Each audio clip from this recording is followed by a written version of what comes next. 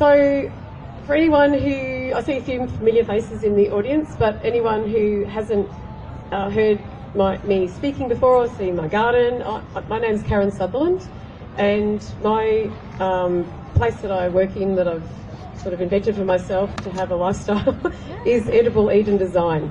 And if anyone's interested, my garden is open in about 3 weeks' time, so I'll leave some flyers there. There's also, if you don't need a flyer to take to someone else, it'll be up on the board as a little poster and you can just take a photo of it. So I've been growing my own food since I was a child and grew up in the country, and along the line I decided to drop out of engineering and go into horticulture, which wasn't quite as well received or thought of as it is now, which is fantastic that horticulture finally has the credibility it deserves, that's all I can say, and especially food gardening. So I did regular old conventional gardening for many years, but was always really keen on using natives. And at home I grew my food, and at work I planted lots of things, including natives. It was pretty much impossible to put food plants into people's garden. That's, you know, for many, many years, until about 7 or 8 years ago. They just weren't interested. So somewhere around that time, I decided that I really didn't like putting in English box and a whole lot of other things, and decided to move straight into, purely into, as much as possible, into edible plants. So that's how I've gone down this trail.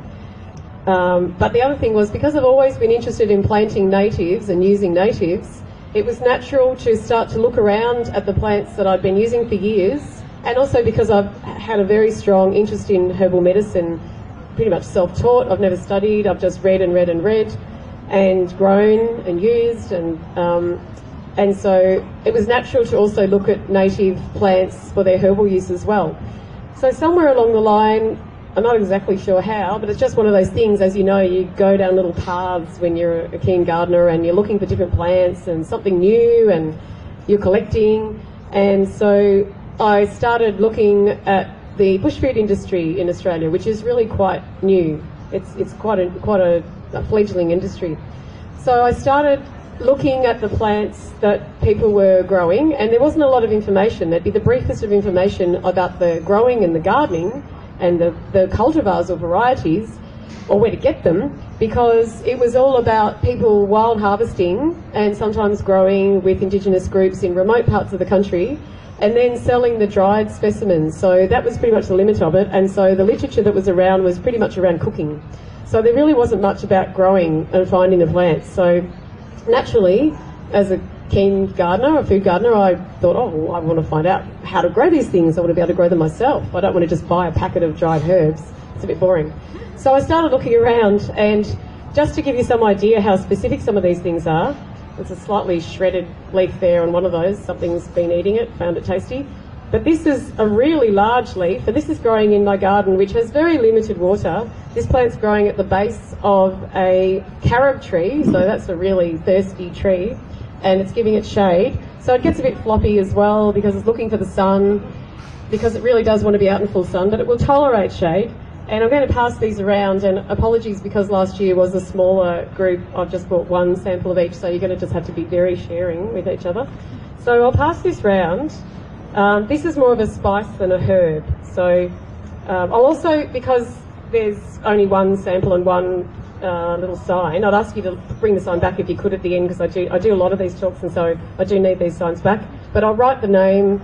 Kirsty, did you bring a texter? Someone's rushing off to get one. So this is Atriplex nummularia. Thank you. And when I first looked at this, I didn't know that it was a special cultivar. Actually, I'll start passing it around so you can taste it. So you guys can have the name tag. I'll alternate. So just take a little piece and taste it. And I'll, in a moment, put the name up on the board for you. So this is really what you call a spice. So this is how you can grow your own salt in Melbourne. So this plant is native to all arid areas of Australia. But when I first looked for it, I only knew it as Atriplex nummularia. And I tried a friend's plant out of her garden, and the leaves were really small. You can see how large and floppy those other leaves are. And the leaves of my friend's plant were very small and very leathery. And if you go to most Tetraplex nummularias, you'll find that they're really small and leathery and quite inedible when fresh. So I thought, oh, it must be meant to be dry. Oh, you just dropped your phone, by the way, Kirsty. Thank you. Thanks, Kirsty. Well, Kirsty doesn't have enough to do. She needs to get me a texter. So I'll just write the name up for you. So that the end part of that story was that it was a special cultivar, and that's what I had to track down. So the cultivar is called de Kirk. And you can tell that that's a bit of an Afrikaner name. And this was developed in South Africa over a 10-year period. And just like the macadamias were taken to Hawaii and developed, this plant was taken to South Africa and this cultivar was developed. So it's not so much a hybrid as more of a natural variation. So plants that have large palatable leaves, and originally this was developed to feed livestock or sheep in the outback. And so this plant's really being developed for the livestock industry in arid parts of Australia as a plant that doesn't need a lot of fussing around with, survives without extra water. And so it's if we are, and I'm not going down that trail of discussing that, but if we are going to have livestock for people to eat, lamb particularly, then this is a really good alternative to non-native plants. Oh, thanks, Kirsty. Hopefully people read the purple one? Okay. So that's part of the part of finding out about these plants is finding out the right variety to grow, which is very similar to me to most food gardening, because you can't just put in, well you can, but you won't get as good a result if you just put in a seedling pomegranate as you do from planting the cultivar Wonderful, which is a well-established variety that we know performs well in Melbourne, for instance. So the variety or the cultivar of a food plant, I think, is of vital importance when you're planting any food garden, but it also carries through with edible natives. And partly that's because so little selection has been done with these plants. So this is a really fledgling area of horticulture, and we forget, or we might know, but a lot of people may not know or just forget, that most of the food plants we eat are not in their original state at all. They've been developed, they've been hybridised, they've been changed in some way so that they are more palatable and more reliable to grow in agriculture, which is, or even in our back gardens as well. So, and I think a lot of us would know that the wild carrots are nothing like the carrots we eat now, and you know there's a lot of changes that go along with that, such as maybe loss of flavour in the case of tomatoes because they've been bred for ability to survive supermarket needs in transport and storage, all sorts of things like that. And I'm sure a lot of us in the audience, or a lot of us here, are well aware of those factors. And so one point about a lot of these bush herbs and the salt and pepper I call spices is that they do have really high levels of antioxidants. I don't know so much about the saltbush, but the three other things I'll talk about have been studied, and we know that they do have really high levels of antioxidants. So that's also very interesting. So the saltbush, as I said, doesn't really need supplemental water. Out of all the salt bushes that are grown for their leaves, not their berries, because some are grown for berries and some are grown for leaves, and this is one of the ones that's grown for its leaves, this is the most reliable and easy to use. So this is the one I promote to people. You can definitely use coastal saltbush as well, but it's harder to grow in some situations. It's harder to grow in a pot, and it just has other things that make it a bit more difficult to use. So I'm just going to talk about the one that you know. If you're going to choose one saltbush for leaves, this is a terrific plant to grow. So I also say it's difficult to get hold of, and so we do get them and grow them on, and I just sell them at my open garden each year. So that's one reason we started growing them, because it's so difficult to get hold of these plants. The next one I've got is native pepper. Now this is a slightly floppy specimen because it's one of the plants that's unfortunately going to plant heaven in my garden currently. So I see those leaves. Now if you have never tasted native pepper before, oops, that one might need sterilising wipe on my skirt. You only take a really small amount.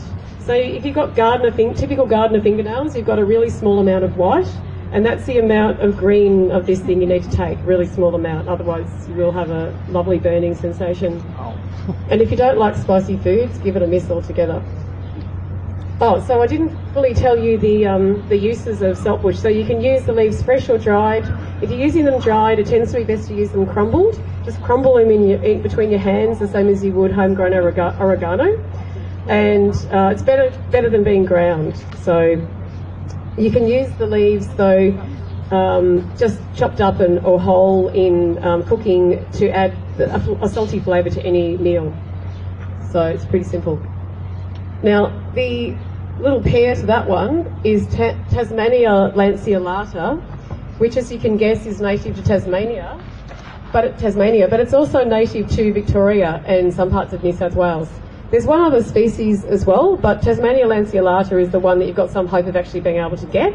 And quite a few nurseries now do stock that. Sometimes they don't stock it all year round, and I have a lot of trouble getting it. But at different times you can buy it, so you can, you always can order those from places like Edible Forest Gardens, Ceres, Pauline Nursery, and I do have some for sale at my open garden this year.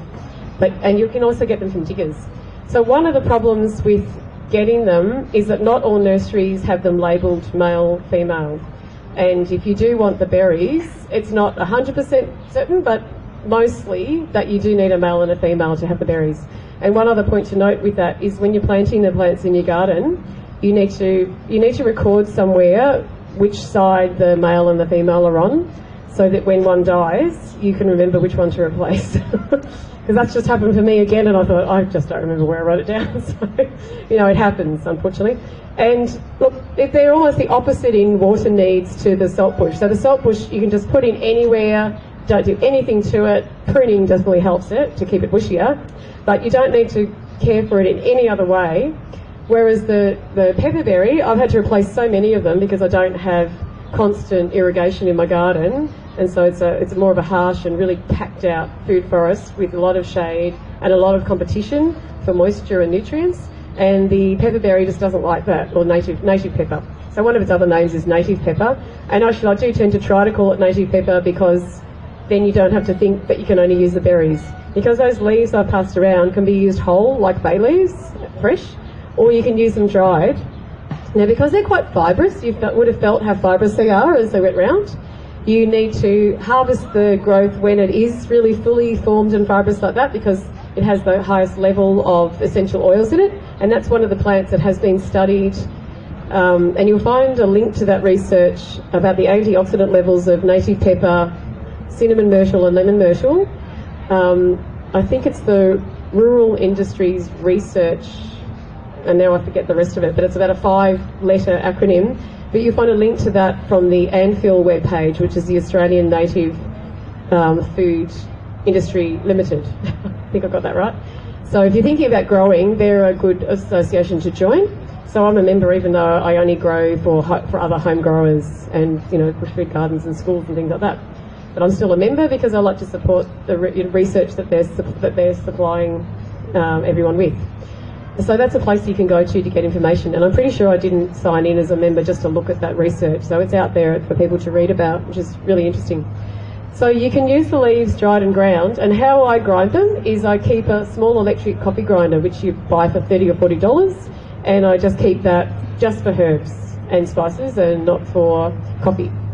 And you pack the dried leaves into that, and one little hint about that is that if you only put a few leaves in, they'll just kind of spin around and they won't catch. So I tend to pack as many as I can in, then spin it a bit, and then put some more in, and then it will grind really well. So that's how I grind native pepper, cinnamon myrtle, lemon myrtle, and strawberry gum. And they're the best ones they're best ones for grinding, and they're the ones that need grinding because they have really fibrous leaves. They're just too hard to break down with a mortar and pestle or any other way when you're cooking with them when they're dried. So that's why I suggest you do that. Again, I don't actually even know, I don't remember how I figured that out now. You just kind of try things and then you think, oh, that works really well. So that's what I would do. So that's a native pepper. So in Melbourne, because we do have incredibly dry times, and okay, this is a bit more muggy and subtropical at the moment, so it's suiting the lemon myrtle and cinnamon myrtle and strawberry gums. It's not suiting other things like saltbush as much, although it's still growing. We do get just enough, and that's my theory for why we can grow such a range of plants in Melbourne, which we're really, really blessed with. We've got just enough low chill hours that work for our stone fruits that need chill and berries that need chilling. We've got just enough subtropical weather in the year that we can grow babagos and tamarillos and lemon myrtle, say. And we've got just enough hot, dry weather, or enough hot weather, that it suits things like the Atriplex nomularia, or the old man saltbush, that need really hot, dry conditions. Whereas the native pepper, you have to really mollycoddle. So it does need dappled shade, and anywhere I've ever seen it in the wild, so I've seen it at, I was going to say Dorrigo, but it's not Dorrigo, just out of Melbourne, near Marysville. Someone help with the name of the forest, please, because I've gone blank. I was having a conversation with Greg about this earlier. You're going blank. Anyway, it'll come to me later. There's a state forest out near Marysville, really close to Marysville, and the native peppers are about this high there. There's some naturally small ones. I was up at Mount Macedon Garden Club speaking to them this week, and Stephen Ryan is a long-term gardener there who has a nursery up there, and he apparently has dwarf native peppers, really tiny ones, really compact leaves that he's got from somewhere in Tasmania. So, you know, there's starting to be people that are bringing out different cultivars of these plants. And I've got a different cinnamon myrtle I can show you that's quite different to other ones I've had before.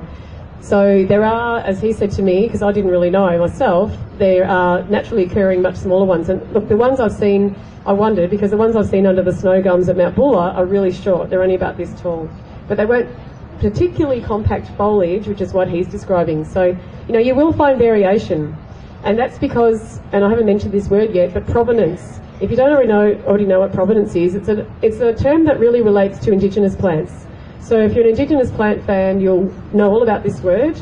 But what it means, there's nothing, you know, scary. All it means is that it relates to the particular area that plant comes from. So a native pepper that has a provenance of Mount Buller, say, is obviously quite, like I've described, quite short. Native pepper that is out near Marysville has a provenance of that, that's the provenance of that area, and that is quite tall, up to 2 metres. And Stephen Ryan was telling me that the ones around Mount Macedon get up to 3 or 4 metres tall, so really, really tall.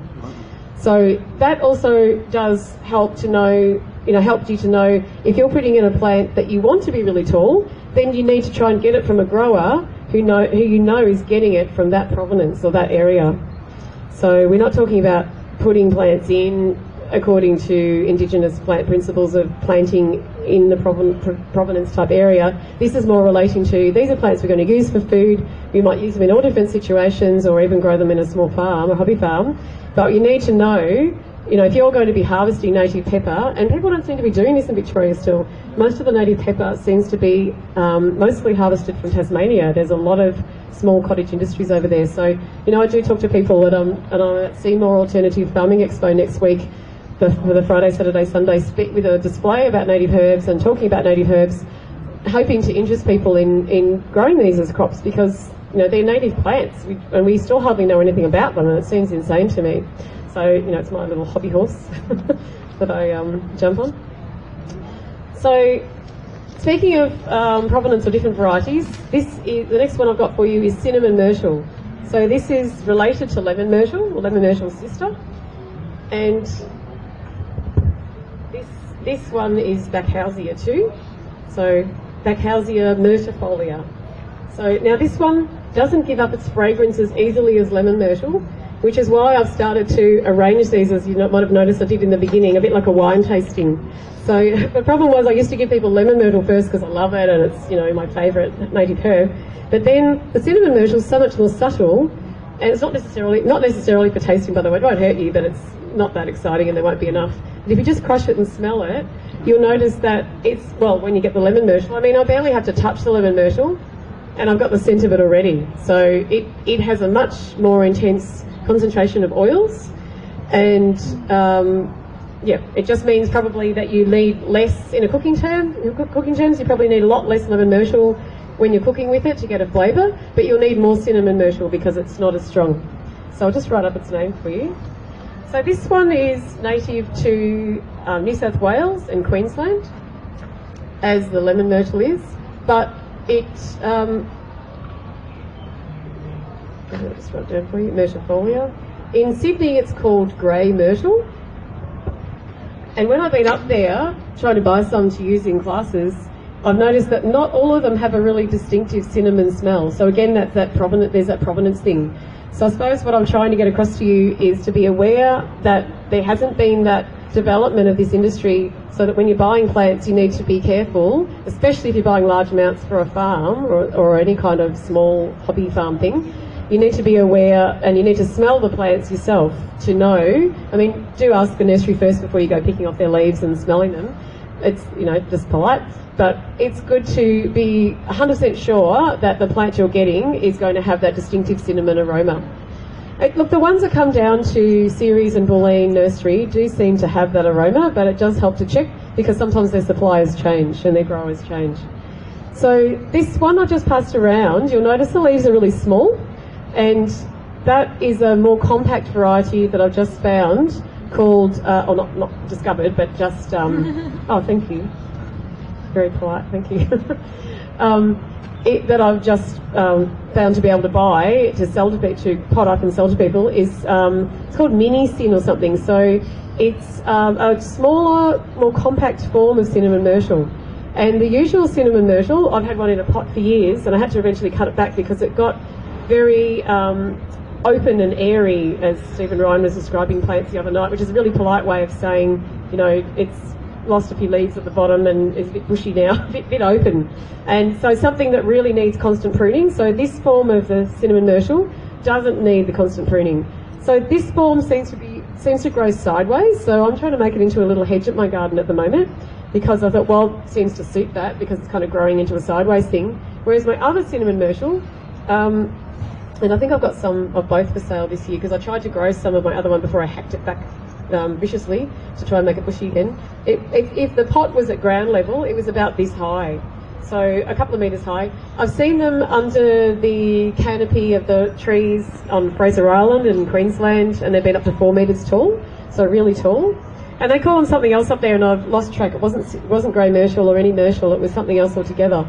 And I was thinking, gee, it looks like cinnamon myrtle, and it's not a leaf. Oh yeah, it is. So they call it something that I've forgotten, to be honest. I'm sorry. So it's native to, even though it is native to similar parts of the country to lemon myrtle, it has a lot more tolerance of sun and a lot more tolerance to extremes of heat and cold. So it's much easier to grow in Melbourne than lemon myrtle.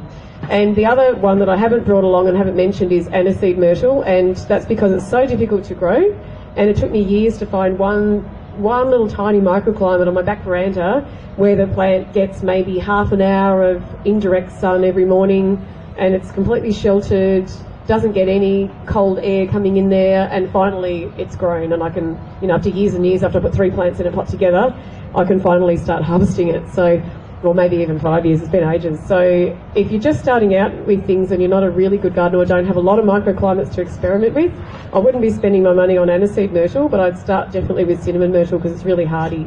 And again, the same sort of nurseries. I'll have it at my open garden. Ceres and Bulleen usually have it, and I'm sure Edible Forest Gardens would have this as well.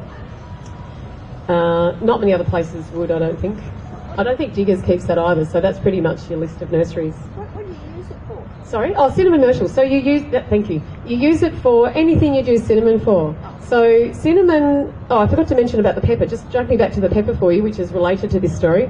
So the pepper that we usually use, whether it's green, pink or black peppercorns, it's all from a tropical vine. So it's a fruit of a tropical vine. Now, of course, the carbon footprint of that is not great, but you're using a tiny amount, so it's not really a massive issue. But if you've got a native pepper, why not use that? And one thing I didn't mention about the native pepper berries is that when they're fresh, they're quite soft, unlike the black pepper that we buy, the tropical pepper. And so they're not able to be put into a pepper grinder. So you need to crush them with a mortar and pestle. And then when you do, and add any water to them to make a sauce out of or put them in cooking, you'll find that they release this beautiful burgundy colour, not dissimilar to the coloration of the stems, which might not have been as good on the one I passed around because it was a bit of dying plant, I'm afraid. So yeah, that's just something quite special about the plant. But the cinnamon myrtle, a bit like, that's that variation between a tropical vine and a locally grown plant. The cinnamon we normally buy is the bark, the dried bark of a tropical tree. So of course, in wine, cheese, food tasting terms, that has a really woody aroma. And I'm no expert in this to tell you, but I'm just kind of giving you a simple analogy that of course it smells, you know, woody in some way. Whereas the cinnamon myrtle, because it's a dried green leaf, it's hard to describe, but it has a green cinnamon taste and aroma. So it just has a greenness to it. I'd love someone to describe it in more exotic terms for me, but no one has so far. If anyone comes up with it, please tell me or email me. Put your hand up. You're welcome. But so, for instance, we've used the native pepper and the cinnamon myrtle. One year we had an open garden in winter, so we just took some basic hot chocolate mix and added native pepper leaf ground and native cinnamon leaf ground, and made a spicy cinnamony hot chocolate which had a spectacular taste. One person, when I went to a garden club, when I spoke at a garden club, he said he uses his cinnamon myrtle leaves, he cooks them up with his stewed apples and then puts a little leaf, because they are so fibrous and hold together so well, just puts that leaf on each person's, puts one leaf on each person's dish as a little garnish. You can use it in any baking that you normally would use cinnamon, you know, in curries or in cakes or desserts. So anywhere you'd use cinnamon, or making a chai tea or making a curry, you can use cinnamon myrtle. So, you know, any of those uses you'd use cinnamon for, the same thing. But it will just give a slightly different flavour. I think it's a really lovely flavour. So now the sister of cinnamon myrtle, lemon myrtle, which is by far my most favourite native herb, beautiful plant. So I'm going to pass you a slightly immature leaf just to feel, because I want you to know the difference with harvesting. I think I might be giving you guys not the label, I think. So this is Backhousia Oh, thank you.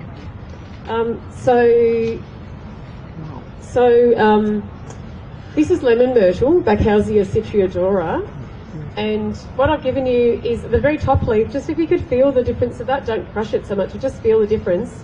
So the larger leaves are more mature, they're almost mature, and that's how you harvest them, because it's really important to know that difference, otherwise you'll have a failure when you harvest. And the younger leaf at the top is immature. So you can feel how it's much softer and less fibrous, and that's the important thing to note. Often too, because it's a rainforest plant, their new growth is bronzy or pink. It's really pretty. And so instead of having the autumn colours of deciduous European or North American trees, the colour in rainforests is from the new growth, and so it's very bronze and pink and all sort of shades. So I think that one that's been passed around is sort of past that stage now, but you do get that as well. Anyway, you don't harvest like that. So if you've got your new growth, that's one of your issues. You have to wait until, it's better to wait so you get every leaf mature, and then when you notice a stage, you know, the weather varies so much in Melbourne that it can be any time, you know, and so all of a sudden you think, oh yes, there's a whole lot of growth above the top of where I want my plant to be in the garden, and so I can harvest some nice long branches and hang them up to dry. So I have to say, last year at Seymour I met some people who had a lemon myrtle plantation with I forget how many hundreds or thousands of trees in New South Wales, where it grows much more quickly, and they showed me photos of how they cut their lemon myrtles back, and they cut them back from maybe 3 or 4 metre high trees or more, and they cut them back to 1 metre high stumps or 1.5 metre stumps, and I was just horrified. I couldn't believe it. And I wouldn't be advising you to do that in Melbourne. That's how they harvest them, and then they take all those leaves and process them, and then the plant just grows back, because they're in northern New South Wales, I think they were. So yeah, I know, I was really shocked. I don't think you can do that in Victoria unless you're growing in a greenhouse or something. So yeah, not the best way to go. I'd harvest much more gently if I was when I'm doing it.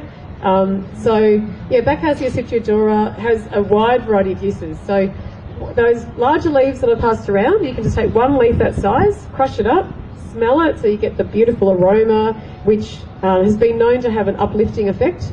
So there haven't been studies on this yet, but anecdotal evidence is that because this is a widely used plant in the bush food industry, and not just in that, it's also used in soap manufacture, even in essential oils, a wide variety of cleaning products and cosmetics, not healthy cosmetics, I have to say. It's used in many areas, in chocolate making, all sorts of things. And so there's a lot of people processing the fresh and the dried leaf. and they have reported that they feel very uplifted. Not that they feel that they've had a cup of coffee and they feel really wide awake. They, in a not really unnatural way, they feel just a kind of a sense of well-being and positivity. So it also is known to have antibacterial effects, the leaf. So there's, it's a great idea to have if you're feeling a bit off colour or feeling a bit tired. This sort of tea would really not only, cleanse a few bugs out of your body or out of your gut, like lemongrass can too. It must be, and I'm not, an expert in the chemicals uses of plants. I'm more just lemongrass has some similar properties to lemon verbena and lemon myrtle. But I mean, you have to draw a conclusion from that some of the things that are causing the aroma of the lemony aroma that we enjoy and the taste are also partly to do with the cleansing, the herbal cleansing attributes of the plant. I'm not sure if I looked up what the particular plant chemicals were, we'd be able to find that information, but I just haven't looked that up. I'm more interested in the growing and the using, so that's what I know about. So lemon myrtle loves growing in situations like this. So it loves growing in dense shade, and my plant has really large leaves because it grows in dense shade. And for the first time in years, I cut back a big plant that is non-edible, that just works as a big shelter belt between my plant and the northwestern sun and wind. And the poor old lemon myrtle, because it was sometime in winter, got a real shock and dropped about, maybe a quarter of its lower leaves. So it just said to me, I really didn't like that. I wish you hadn't done it, but you did. And so now I have to drop these leaves, I'm sorry.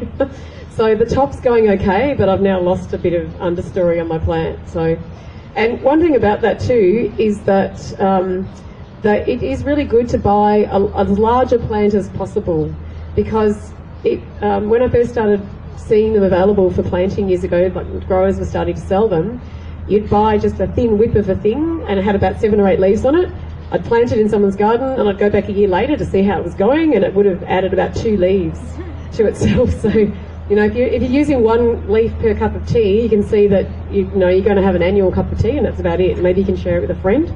That's it. So, you want something way more than that. So buy as big as you can, or what I've said is, just because if you're going to put it in the ground, if you really want to put it in the ground, you need to buy as big a plant as possible. And that varies with availability, because the growers grow them, then they decide they won't, and there's been this very up and down interest in bush foods and bush herbs, and so the growers get excited, then they stop getting excited.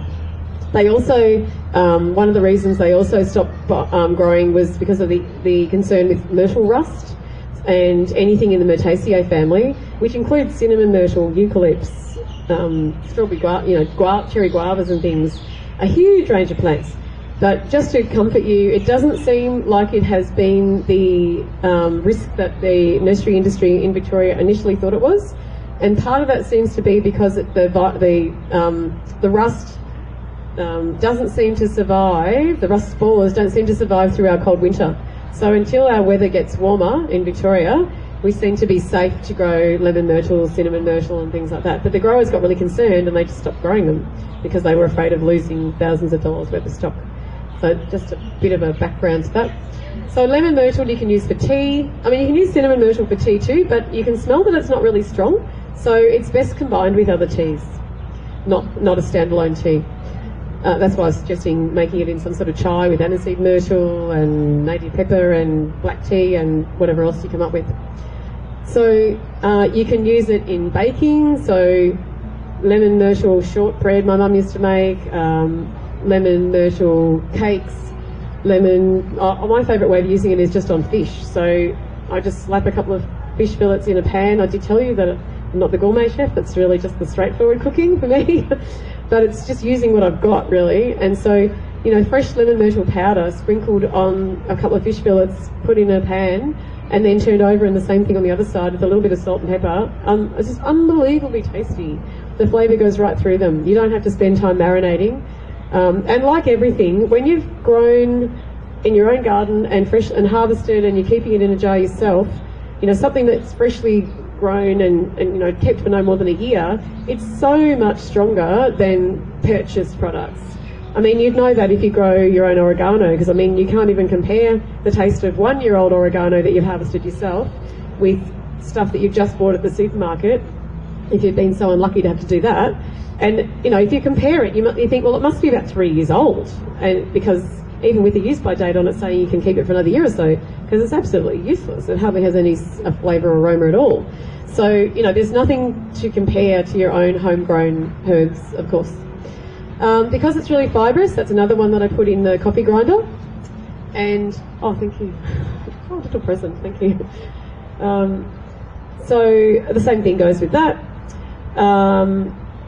It is able to be used in a variety of savoury dishes. It really probably has the most uses of any of the plants. Actually, one thing I really like to do with it is I think it has a real aroma and flavour profile similar to lemongrass, and it's got that kind of spiciness, that kind of, you know, spicy lemon flavour, and that to me is what you get from lemongrass. And as you know, lemongrass is really, really difficult to grow in Melbourne. You grow it, and then 2 years, 3 years later, it says no, goodbye.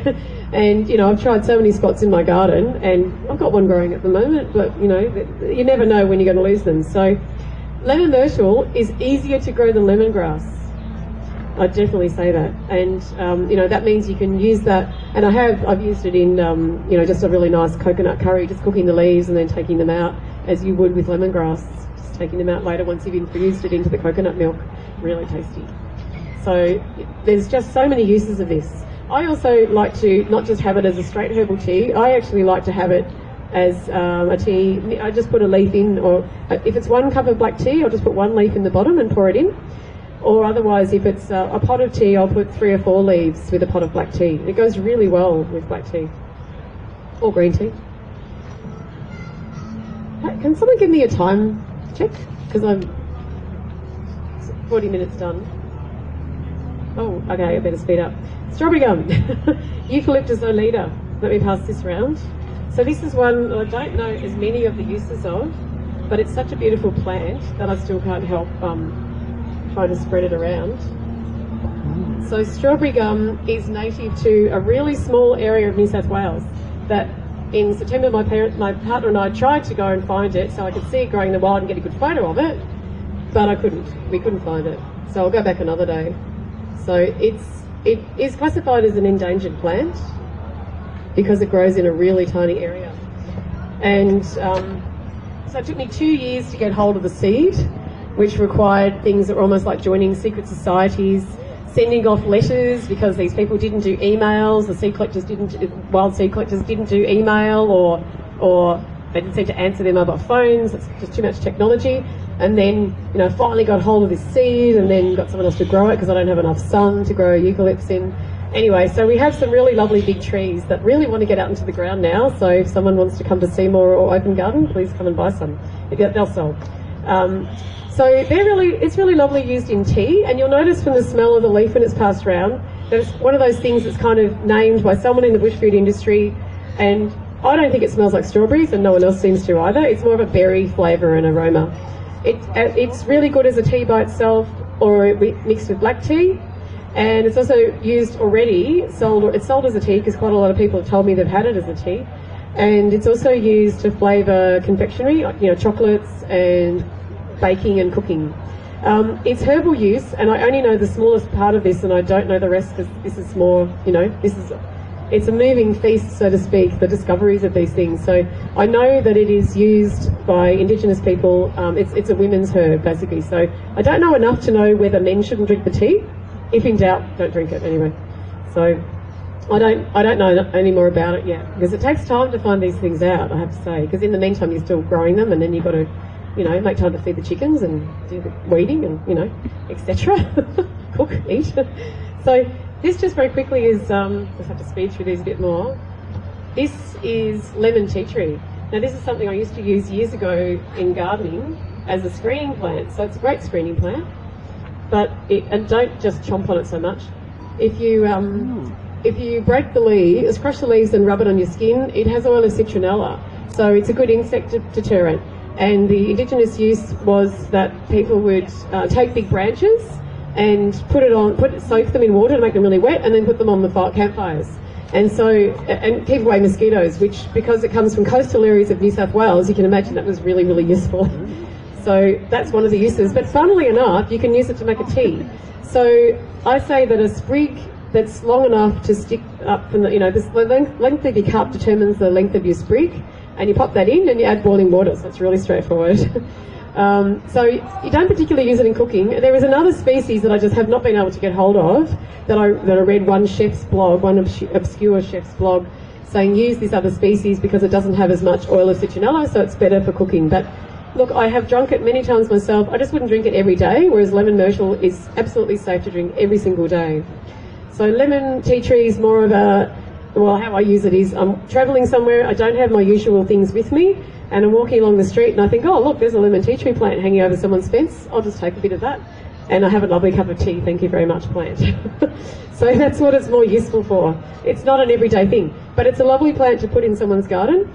There's some evidence I've read, or anecdotal evidence I've read, to say just plant it in an area where there's mosquitoes and it will just miraculously keep them away. But I can't see how that can happen, because if I can't smell the leaves being crushed, then how are the mosquitoes going to, they're pretty determined creatures, let's face it. So I would be thinking that you need to, when you're sitting out in that area, just crush some leaves and rub them on yourself. It's going to be much more reliable, I would think. Look, as everyone would know, there's a lot of things written on the internet that aren't exactly true. I don't know if that's shocking you there, but so be careful what you believe. And if you have a kind of a reality check and think that just doesn't make sense, well then it's probably not true. I've lost track of labels, this side or that side. Are you ready for labels on this side? Yeah. Okay. We've had both. Oh, okay. No, I'm trying to alternate. So this is native mint, or Mentha australis. So it's commonly called river mint, and you only have to just touch this. It's really strong. Oh, thank you. Really strong. I'll get to the last couple really quickly. I'll pass them around together. So the native mint, Mentha australis. Oh, did I miss one? I don't think I did. Mentha australis. I like to call it native mint because it's Australian mint. And this one is very, very varied according to its provenance.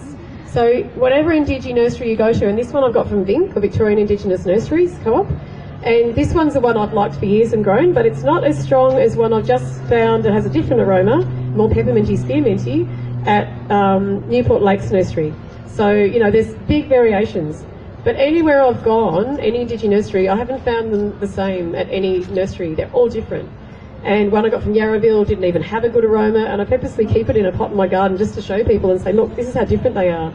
So anyone who's a botanist out there, gardeners are not usually keen for botanists to tinker around in plant names because it's really frustrating to learn them all again. But please, get in there and poke around in the native mints because, we need that.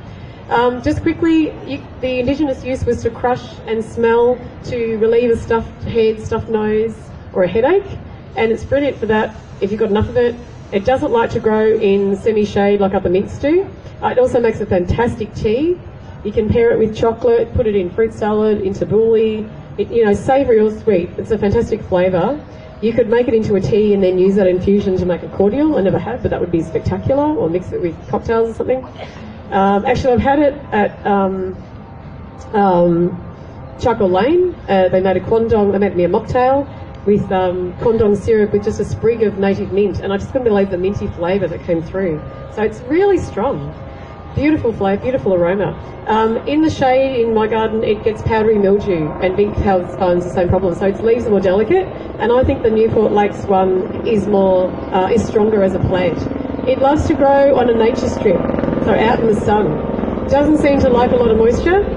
And the one other thing, do you mind?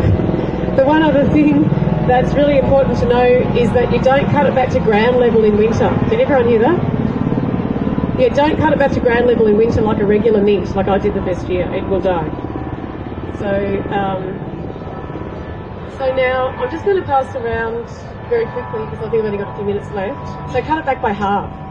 This is native thyme and native sage. Just going to grab a bit. Sorry.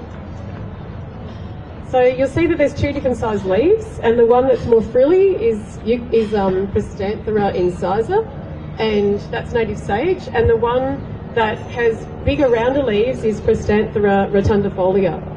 So these are, in gardening terms, called native mint, but in the bush food industry, they're called native thyme and native sage. Cider also gets called native sage, native thyme, but someone calls it native sage, and so I'm going to go with that. It's very inconsiderate, don't you think? So that's the two names. So rotundifolia has bigger leaves, gets bigger. Incisor has smaller leaves, is a bit smaller. They have kind of similar uses. You can tell how strong they are by smelling them. So they go well with meat, and if you're a vegetarian, then they go really well with eggplant, which, you know, has that, you know, you might not think that about eggplants, but it has they have a meaty element to them. You know, they're strong. So it's such a strong plant. You can also make a fantastic herb butter from the rotundifolia, the native thyme. That's my favourite use of it. So you get the leaves, you chop them up, you take them off the stems, you chop them up finely, you put them into some slightly softened butter, which is pretty easy to do in a day like today, to soften butter, and then you pop it back in the fridge for an hour or so, and the little flavours infused through the oils, and it's a spectacular way of getting the flavour of the native thyme. I haven't tried it with native sage yet. You can then take that butter and put it over, you know, pasta, cooked vegetables, a steak if you like steaks, you know. Might be not the audience for steaks, but anyway. I speak to a lot of different people, so it's good to mention these things. Who knows, people might be growing their own beef. I know some people that do. So look, they're the quick uses of those. They also have beautiful purple flowers in spring, and they grow in quite dense shade, and they're quite drought tolerant. They will also tolerate some sun and a little, so they're reasonably drought tolerant once they get established. So like anything, you can't just shove something in a hot spot except if it's a salt bush. You can't just plant it and ignore it on a hot day. You can almost do that with salt bushes. But the other plants you need to get established, and then they're drought tolerant. So I think I've used up my allotted time. So I can't see Kirsty threatening me anywhere, but I should just throw it open if someone has a question, because people might have questions, and you've been so incredibly polite and not asking in the middle of it. Oh, is that dense shade and a lot of water or not much water? They like moisture because they're native to temperate rainforest areas of South Australia, Victoria, New South Wales and Tasmania. But I'm surprised how remarkably drought tolerant they are once established. Like I said, I'm pretty mean in my garden, and I only water things that look like they're going to die, you know, mostly, or might drop all their fruit. And so in size it gets to about this high usually, and rotundifolia gets higher. But all Pistanthiras, if you know them from other kinds of gardening, really like to be pruned back regularly because they're very fast growing, but they tend to be short-lived, maybe about 7 to 10 years. So if you prune them more, they will last longer because they're, you know, won't outgrow themselves, so to speak. You know, so they, quick growing, quick dying things with short lifespans in gardening. If you cut them back more, they will live longer. Any other questions? Pistantha rotundifolia is also something that is not that difficult to get hold of. That's easier to get at regular good nurseries or native nurseries. Actually, Karanga, I should say too, is probably a source of some of these. I didn't mention that. So Karanga Nursery. A quick one about the native peppers. How far apart do they have to be, the male can be? We're thinking about either side of an intermittent creep, but we're thinking how far can they be to still help each other? No one's actually seems to have written how far apart they can be, because usually when people are putting them in plantations, they're right next to each other. Right. I'd estimate that you probably want to have them next. I say you need them next to each other because I don't really know. I don't know much about their pollination, to be honest. Look, some people do get berries from females without males. There's someone, a herb grower I know from Tasmania, told me she knows of a plant that's growing on an island in the UK. So there's no way there's another native pepper there. It's one female and it gets berries. So, time up, Kirsty says. Here she is. Any other questions? Maybe come up afterwards because the next person has to come along. I'm going to move over there and answer questions because we have to leave room. Thank you everyone for being very interested. If no one heard, I've got my open garden on, and I'll be also starting to sell native herb signs because I'm so keen on education of these. I've developed these as well.